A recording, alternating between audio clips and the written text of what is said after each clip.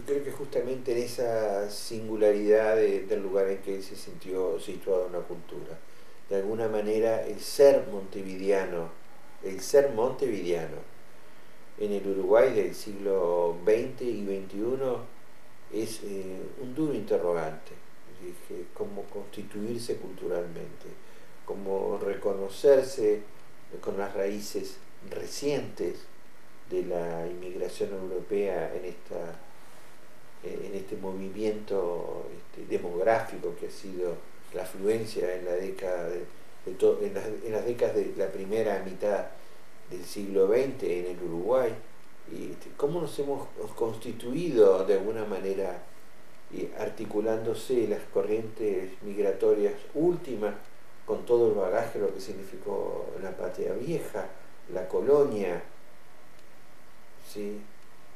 Los sobrevivientes de las culturas indígenas, ¿sí? El atravesamiento por otras culturas que ingresaban al Uruguay. Siempre nos están interrogando sobre el cómo somos. Entonces, en esa medida, la dura exigencia que tiene el otro Ramón para expresarse y de alguna manera para poder decir de sí, de esa manera, tan locamente como lo hace, es un interrogante sobre sí, sobre su tiempo, sobre su momento, sobre su hinterland, su espacio geográfico. No, digo, empezamos con la entrevista, digo, no olvidar nunca que Ramón dice de él, como este montevideano, ¿no? Que recuerda dos grandes ciudades, la Reina de Plata, ¿sí? Y la Coquette, Montevideo, que extiende en su mano por encima del estuario sus manos amigas, para estrecharse como manos amigas. Es decir, vuelve a preguntarse sobre esto que nos seguimos preguntando ahora, cortes de puentes y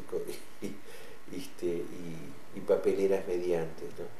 Cómo constituirnos como uruguayos en el estuario del Río de la Plata, entre esos dos grandes bloques que son Argentina y Brasil, con una conciencia profundamente americanista, pero al mismo tiempo en nuestra singularidad, que es tan compleja. ¿Sí? Requiere estar permanentemente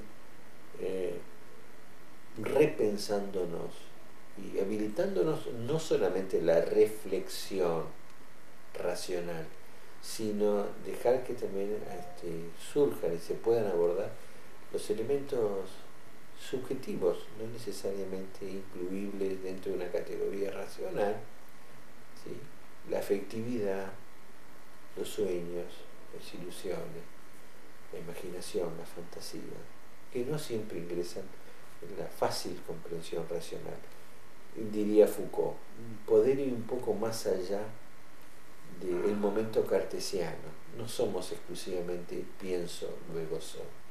Somos bastante más que el solo desarrollo del pensamiento. Entonces, en esa medida creo que ha sido una muestra nítida Isidore Ducas en su búsqueda a través del Comte de Lautréamont, en transitar un espacio un poquito más amplio que el de la mera racionalidad, incluyendo cosas que pueden resultar también muy atemorizantes, ¿no? Por eso quizás su carácter de maldito. Somos todos malditos.